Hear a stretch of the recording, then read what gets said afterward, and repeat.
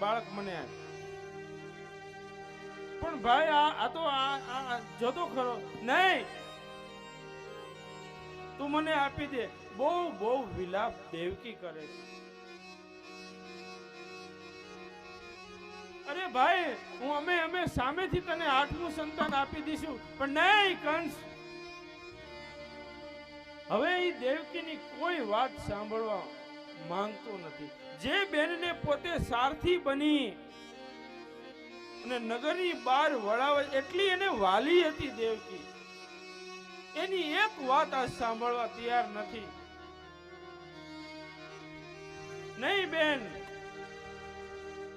તું મને આ તારું બાળક આપી દે. વસુદેવ ખૂબ કહે છે કે મથુરા નરેશ, જોવ તો ખરા તમે બાળકને.